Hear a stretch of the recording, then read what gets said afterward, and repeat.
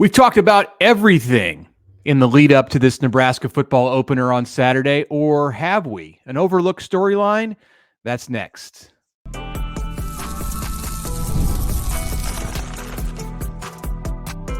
You are Locked On Nebraska, your daily Nebraska Cornhuskers podcast, part of the Locked On Podcast Network, your team every day. Thank you for making Locked On Nebraska your first listen every day. We are free and available wherever you get podcasts and on YouTube, part of the Locked On Podcast Network, your team every day. And today's episode is brought to you by Gametime. Download the Gametime app, create an account, use the code LOCKEDONCollege for $20 off your first purchase. Terms apply. Download the Gametime app today. All right, good morning. Another day closer here to game day. Connor Happer from 1620 The Zone in Omaha. Mitch Sherman from The Athletic. All right, so good morning. You mentioned it. We've talked about pretty much every angle of this thing. We'll have our prediction show tomorrow. Our mailbag show, our prediction show. Predictions tomorrow. Yep. Ahead of the Thursday night football. Yes. Then mailbag, right? Yep. That's how we're doing it. So we're set up. So this is like the last, thing that we have to kind of make up, even though it's not made up. No, it's real. No, this is definitely real, and it was talked about a little bit yesterday after practice. So if you think about it, and we like to look at the seasons in individual, like they're in their own vacuums. Nebraska's opening the season at home for the first time since 2019 on Saturday, and I would add this. Nebraska is opening the season in a conventional manner for the first time since 2017, where the 2018 Akron game got thunderstormed out, and they had to open against Colorado, and that was the first game of a new coach. So you go all the way back to 2017, road or neutral site games against Ohio State, Illinois, Northwestern, Minnesota. One of those losses, by the way. All losses. One of those games was overseas. Then there was, like I said, a game that got thunderstormed out, and there was a whole drama that went along with that. One of them was in October. That's true. There was the whole pandemic thing as well. That did not go very well. And by the way, that season, in 2020, Nebraska was originally slated to open it with a huge game with Purdue, and that would have had its own attachment to it. Was that on schedule 1A, 2? That was one. Okay. One, and then 1A. I don't remember what happened with 1A, but then 2 came out, and that's how it went. I think. Go to Columbus. Yeah. Totally normal. Yeah. So this is definitely a thing. And I don't know. We've going back to that 2018 Akron game, we probably made a lot of that. People always talk about that game. Oh, if they would have just had that game. But it is the ability to get your program started on the right foot, infuse some confidence in it. You don't feel like you're in scramble mode immediately if things just go relatively well on Saturday. Yeah, I think that I don't think we're making enough out of this and how it could impact the way this season at Nebraska is going to unfold. Just because now there was the 2019 season when Nebraska opened versus South Alabama and won at home, and then had a somewhat normal beginning until Ohio State came in on a college game day Saturday and blew the doors off of the Huskers. But really, since then, there has not been one of these normal beginnings. And I brought this up with Tony White yesterday, who, of course, is in just his second season at Nebraska, but he went through Minnesota on the road a year ago, Colorado on the road a year ago. So by the time these coaches, Matt Rule and his staff, made their debuts at Memorial Stadium in year one, they were 0-2. And it was like the balloon had popped a little bit. Yep. Your starting quarterback was no more. He was on the bench, injured. You were changing the offense. It's like they never really got to the opportunity to get their feet under them. So I asked Tony on Tuesday during media availabilities for the Nebraska coordinators what he thought about the significance of actually getting to open the season at Memorial Stadium. And here's what he had to say. Being in Nebraska, you hear about the greatest fan base and that kind of stuff, and it's just kind of words in the air. But it truly, like, I mean, spring games, 66,000 plus. We weren't getting that when I was at Arizona State in games. You know what I mean? Like, we weren't getting that in Syracuse. Like, we were not getting that. That was not happening. You know what I mean? And so to see 90,000 first game of the year, I think it's going to be electric. And the guys feel it. They know. I mean, you feel it in the air. Just the vibes. I mean, you kind of get the goosebumps right now talking about it. It is going to be a great day in there.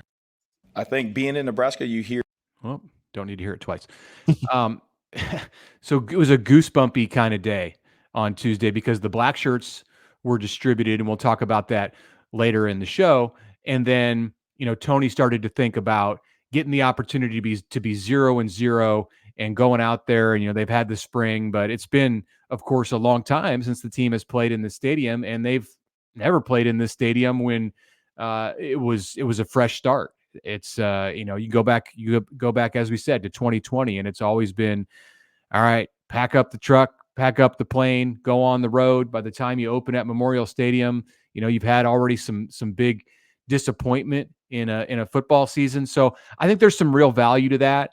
I think, it's easy to just look past it and say this is the way college football goes. I read this week that Minnesota is starting at home for the 12th consecutive year. Like, that's okay. A little unusual. It's also very unusual to go on the road 4 years in a row and play conference opponents to open a season. So I think it's going to matter. I think when we're looking back at this season, when we're in October, when we're in November, when you take this season as a whole, it's going to have mattered that Nebraska got this longer runway with 4 consecutive home games to open the year. It was a thing that kind of came along at the wrong time. The whole idea of Nebraska opening up the season with important conference games, it's great for television. It's that's basically the only reason why they do it. You open on a Thursday night, you open in Ireland, like whatever it is, it's good for television. And Nebraska's obviously been a willing participant. They're a big brand. It's easy to see why you would want them in that game. But Nebraska's just had so much, up and down turmoil, coaching changes just in general over the last several years, that it's just not been the right spot for them to do stuff like that. Yeah.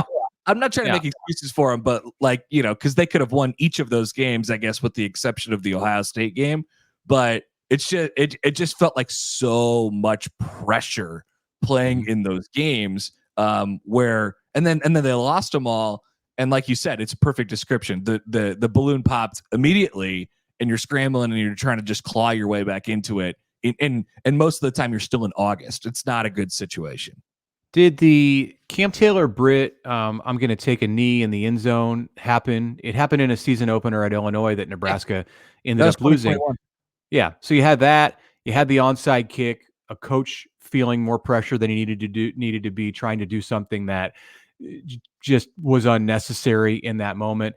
Last year at Minnesota, you had all kinds of things that happened that illustrated the moment was too big for Nebraska right there. Not that it would have been too big for Nebraska if that game had been played in October or November and they had their feet under them, but the turnovers, look, Nebraska's percentage chance to win that game, the winning meter that ESPN famously displays. Win probability, Mitch. Yeah, win probability. It was at 99% in the fourth quarter of that game. It just takes this, just like a cascade of bizarre moments to lose that one. So I don't think it's coincidental that Nebraska's had some of those instances in each one of these 3 openers in the last 4 years. We're discounting Ohio State because that was just a much better Ohio State team than its opponent. They've all included stuff like that. And I think part of it is because this team they haven't had the chance to get right. They haven't had the chance to you don't ease into the season, but to start it in a way that setting yourself up for success. A team that has the ability to do this, a team that should go on the road and challenge itself to open the season. You saw it last night. Last night on Wednesday night, Tuesday night in Louisville, Kentucky. Nebraska volleyball going on the road against the top 10 team. That's okay. They played for the national championship a year ago. Yep. They know how to win, and they did. Yeah, not only you feel like, all right, we can go and play in these showcase games and win those games, but also if you lose, the season isn't immediately like, a disaster. So that's an important piece of this. Yeah, those are two programs that are in vastly different places. Nebraska football trying to catch up a little bit. It's a thing, no doubt about it. Like I said, Nebraska had the ability to win all those, and they haven't been able to do so. So maybe, just maybe, they're in a better position going into that Colorado game, where there will be a lot of pressure and there will be a lot of eyes, but you'll have a game underneath your belt. All right.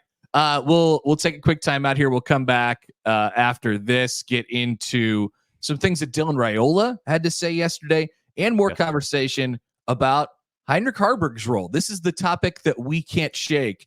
And a reminder, if you're watching with us on YouTube today, please like and subscribe. It helps us, helps the podcast.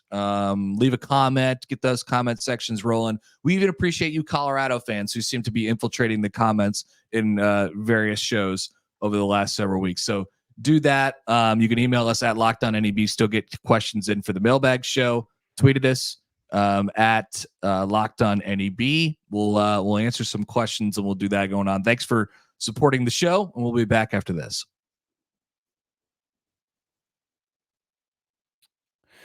Okay, Mitch Sherman here to tell you about Gametime, a sponsor of the Locked On Nebraska podcast. It is college football season. It's here. It is pennant race season in baseball. Oh, Connor, the Royals are in first place. I know. We can say it now. It might not be true a few hours from now after that series in Cleveland finishes this afternoon on Wednesday, but they might be in first place all by themselves. That's the way I'm going to look at it. And they're coming home next week after the Royals go to Houston. They're coming home. They got the Nats coming in. It is an exciting time of year to catch some Major League Baseball. I want to do it, and I'm going to use Gametime when I do. It is an authorized ticket marketplace of Major League Baseball. Gametime makes getting tickets easier and faster because prices on the app go down the closer you get to first pitch. You can see views from your seats. So take the guesswork out of buying tickets with Gametime. Download the app, create an account, use the code LOCKEDONCollege for $20 off your first purchase, whether it's to a college football game, a concert, you want a flash deal, whatever it is, Major League Baseball. Terms apply. Again, download the app today. Gametime, last minute tickets, lowest price, guaranteed. All right, and it's Happer here for the FanDuel Sportsbook.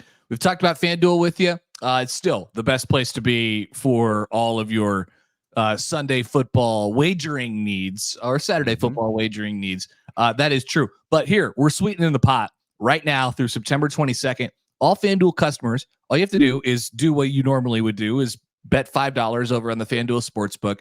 And if you opt into this, you get a 3-week free trial of NFL Sunday Ticket from YouTube and YouTube TV. I'm a user of YouTube TV, and so I'm taking advantage of this absolutely when the NFL season starts. With the YouTube TV base plan, you'll be able to watch every regular season Sunday afternoon at a market game. All you need is your Google account, which you have if you have YouTube TV, and a current form of payment. You can cancel anytime. All you got to do is head to FanDuel.com/locked on. Once again, now through September 22nd, $5 bet gets you a 3-week free trial of NFL Sunday Ticket from YouTube and YouTube TV. That's with FanDuel, America's #1 sportsbook.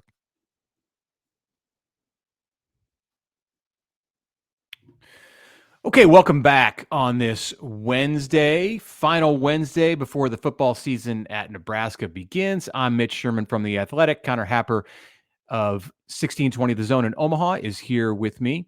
Dylan Raiola, Nebraska starting quarterback. He took the podium. You can call it a lectern if you'd like. Somebody got angry at me on the social medias on Tuesday for calling it a podium. I looked it up, and a lectern, they're the same thing. So, yeah, it was an Iowa fan. Dylan Raiola, answered questions and talked to the media. It's not all Iowa fans. It's just this one guy wanted to be an agitator. Sure. He answered questions for about 8 minutes from the media on Tuesday. He talked about getting emotional when he heard the news last Wednesday from Matt Rule that he had been named the starting quarterback as they walked off the practice field right as Nebraska dropped that little notification on social media. Dylan called everyone in his family, called his mom, called his dad, Dom, called his brother, Dayton, down in Georgia. He probably walked over and talked to his sister, Taylor, in the recruiting office. So big moment for sure. Even though we've been talking about this for several months, it was a big moment for the freshman. I think it was interesting to hear him kind of put that in perspective, just what it meant for him. What else? What else about Dylan Raiola's press session on Tuesday, his first as the starting quarterback, stood out to you, Connor? I think just generally, he's still a guy who's getting comfortable, talking publicly, like not that he doesn't have experience doing this, but like as a high school recruit and the caliber of high school recruit that he is, he a lot of what he's done has been, one-on-one, like, 30-second, like, what's going on in your recruitment right now. And so I'll be interested to see how far he goes on like his thought process and stuff. He's clearly a really smart guy and has picked up the system, very, very quickly here for Nebraska. And then he has immense talent as well. But you could see the kind of gears turning a little bit, but no, it was a cool story on, talking to his family and everything like that. First thing I did was called mom and dad. That's great. I wonder what their response was like. And they were different. I can tell you this. His mom, Yvonne, her response was different than dad, Dom. Dominic said, "All right, now you go out there and bleep, bleep, bleep, bleep, bleep this." I mean, and that was a different conversation than what he had with his mother. I would figure so. And then, we have Dylan Raiola here talking about earning the trust of his teammates a little bit. So he's definitely taken on a leadership role, as we've talked about a little bit. Let's play this Dylan Raiola clip, Mitch, talking about the process of being able to earn his teammates' trust. I'm a flipper on you. I have to earn their trust. They run so hard every day in practice, and if I can't give them a ball that they can catch and the timing, I'm wasting their time. So I think it all starts with the quarterback, starts with myself, and if I can give them an accurate ball, how hard it's coming, when it's coming, and I think that's how the timing goes. If I'm not doing them justice. So he was asked there before that question about how his receivers and his offensive teammates, what they would need to do to earn his trust. And I liked the answer that he gave. As a freshman with a bunch of seniors, Banks, Nayor at receiver, seniors, Ramir Johnson's a senior, Thomas Fidoni's a fourth-year junior. He's got a bunch of seniors on the offensive line. He looks at it, and I think he really feels this way. Like, no. I'm the five-star kid, whatever, but like now we're playing college football. Like that doesn't matter. I have to earn their trust. It's a good attitude for a young guy, of course, to have going into a season. I thought he did a pretty nice job handling the questions that were thrown at him. There were some softballs, but there were some others where it was like, okay, he's going to have to think about this. He was asked about trading jersey numbers with about settling the number 15 jersey number situation with Malachi Coleman, who has switched to number 11. They were both wearing 15. Of course, Malachi's a returning player and Dylan's a new guy. And Dylan said, we're going to keep that in-house. Like he's not going to air their laundry. Maybe Malachi doesn't want that to be aired. They haven't discussed it. So good answer right there. He was asked about the message that he would deliver to Nebraska fans if he had something that he could say. That's kind of a hard thing to answer, like spur of the moment when there's all these TV cameras staring at you. And he just said, buckle up. It's going to be a fun ride. So not too, nothing that's like too outlandish, but it was also a nice little moment, nice little soundbite. You could see his confidence on display there. So I thought for it doesn't matter that it was his first time. I just thought he did a nice job Yeah. as a young quarterback to go up there and be in that moment. It's not easy. He definitely like, no, it's not. I remember thinking the same thing. And don't take this like, I guess, the wrong way, but I remember thinking the same thing right away with Adrian Martinez. Like, that's a guy who could get up there and has experienced some things in his life, and because of that, he he's pretty thoughtful about all this stuff. So he was really good at that piece of it. And Adrian, his career didn't turn out the way that we want Dylan's to turn out. But I don't think it's a bad thing to have that kind of emotional maturity right out of the gate. Yeah, Adrian was on another level. Like, he had done media. When he was injured in high school, he had sat in on some broadcasts on TV out in the Bay Area. Look, he was a total natural at talking to the media, and Dylan is figuring it out. But what we can see, he's not a total natural at it. But he's good at it because he thinks about it, and he's conscientious, and he wants to represent the program in a way that makes people proud. It makes his coach proud, makes his family proud. So it means something to him when he's up there taking questions, and you can see that. One thing that was interesting to me is he reiterated an anecdote that Matt Rule told last week. And Rule was asked a question, I believe, on Friday of last week about Dylan's ability to improvise and get outside the pocket, and his athleticism and his tendency to make like throws from different angles. And they were talking about his footwork. And Rule said, that's all great, but I want him to be on platform almost all the time. Whenever, we don't want him running around when it's unnecessary. Like, he doesn't need to take that part of Patrick Mahomes' game 100%. and apply it right here because he is 19 years old. Rule had mentioned a 60 play cut up of Tom Brady that he showed to Raiola. And then Raiola brought up the same thing and said that it was, quote, mesmerizing for him to watch that highlight reel.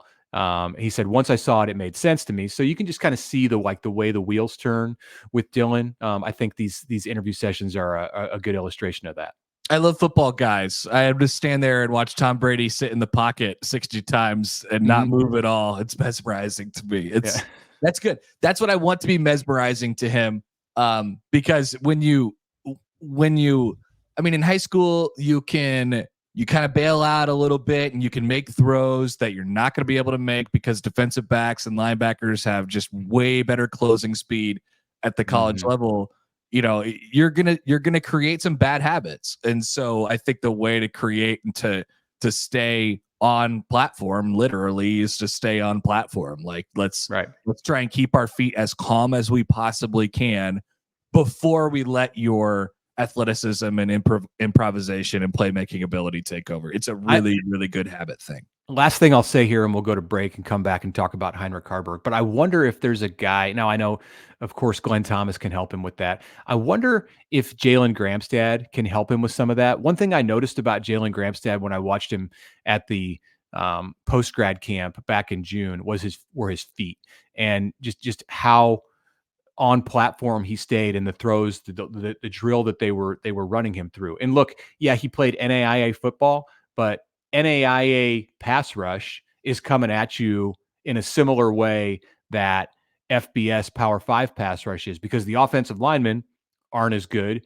If the defensive end, they're still coming at you. You still have to be able to move in the pocket and stay on platform. So I wonder if Jalen has some things to add there. We'll ask Dylan about that as the season gets moving.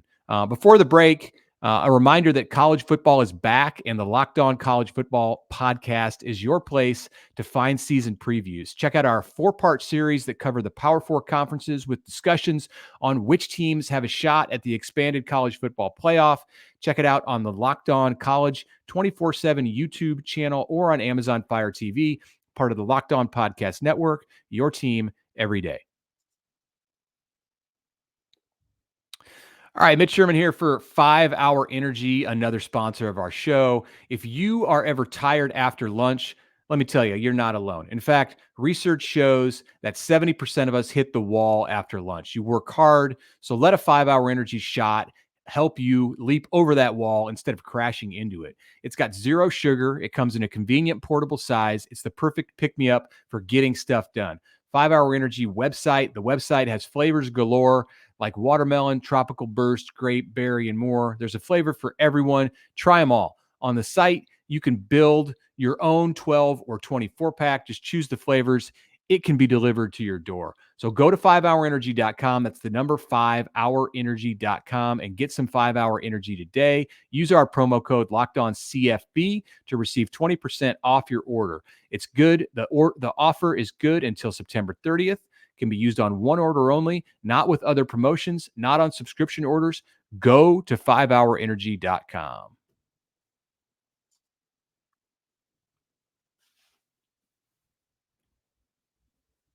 All right, welcome back. It was Blackshirt Day on Tuesday, so we saw some pictures come out, and then the list. Not really any surprises at all. 9 single-digit guys were on defense, or what? 8? No, 9 single-digit guys were on defense, and then you throw in Mekhi Bayer and MJ Sherman and Cam Lenhart, who they always refer to as a starter, even though he's the 12th, I suppose, out of the black shirts. Every top guy on the depth chart got a black shirt, no like drama in there, and then Cam Lenhart as well. So there's 12 of them. We don't have to pause and do the argument about how many people should get black shirts and anything. No, we're past that. So no, that's good. 12 is fine. Can they call Cam how about they call him the 12th man? Oh, take one from Texas A&M. That's a great idea. Do they use that? I was unaware. What an idea. That'd be great. You prepare yourselves for the inevitable Nebraska Texas A&M bowl matchup in December or January this upcoming year. You await the phone call from Trev Alberts. Are you using our 12th man moniker? So that would not turn out well for Nebraska. So we're going to do our prediction show tomorrow, but Mitch, I believe you have the floor here for an early prediction to get us ready for prediction show. Yeah. What's my prediction? Oh yes, I do have an early prediction. I believe the Nebraska defense will be better than last year. And I'm not sure how to quantify that, but I watch these guys in practice. I see them in their single digits. I get, kind of mystified by like the 1, 2, or 0, 1, 2, 3, 5, 6, 7, 8. It's like, I can't wait to see. Yeah, I know. It's like, wow, look at the huddle. It's got all of those little numbers in it. It's pretty cool. It's too bad that 42 and 48 are out there, but Cam Lenhart wears 11. So you're going to see some double digit jerseys, but no, I think this defense will be better than it was a year ago. Nebraska allowed 4.62 yards per play last year. That's a stat that I like to look at. It's its best figure since 2010. I don't know if this defense is going to go under 4.62 in 2024 because the schedule is a bit different and there are some better quarterbacks and better offensive teams that Nebraska faces here this year. But I think the defense as a whole in what it sets out to do, generating turnovers, creating chaos, getting off the field on third down, helping Nebraska win games, winning games for Nebraska, putting players into position to be in the NFL. All of those things are going to be better in year 2 with Tony White in charge than they were in year 1. Yeah, it's a tough one to quantify because they've set themselves such a high bar. And we might think that it's better. I think from a personnel standpoint, it is better, right? Everybody is a year older. Most of those people are coming back. They've plugged holes. They have more depth. Like it's from that perspective, it's going to be better, but you need it to be better from an output perspective as well. And the problem is there that they were really good. So that 4.62 yards per play was 7th in the country last year. They were 11th in the country in yards per game allowed with just over 300. They were top 10 in the country in rush yards per game allowed. They were top 15 in the country in points per game allowed. They didn't allow that many explosive plays, even though Tony White has talked about how they would like to cut down on the explosive plays. You can really boil it down to a couple important categories. And that would be, where Nebraska lacked last year. And that'd be third down conversion rate, the opponent's third down conversion rate, which Nebraska allowed almost 37% of third downs to be converted last year, which was 45th in the country. And then they didn't force any turnovers. They forced 14 turnovers last year, which was, toward the bottom of the country. Those are two areas that they focused in on quite a bit. They've really detailed that part of the game. I agree with you, Mitch. I do think all signs of them, point to them being better. And I think the offense has a say in this too. The more comfortable they feel, the less they have to be on the field, the more that they can get downhill and attack. So that should lead to those third down stops and those defensive turnovers as well. I think all signs point to them being better. Yep, that's my prediction, an early prediction, a preview of the prediction show that we'll have out on Thursday. I would think that we're going to have a prediction, some kind of a something about Heinrich Haarberg in our Thursday show. How many snaps does Heinrich take? How many positions does he play? How many touches does he get? Something along those lines. Before we finish this show, I want to mention what was said about him on Tuesday by Nebraska offensive coordinator Marcus Satterfield. He said Heinrich would be on the field a lot with Dylan. He just dropped that one in there. Like, he's talking about week one. It seemed. And I wonder, he is? You've had time to put this stuff together? Heinrich's going to be on the field with Dylan Raiola a lot in week one against UTEP?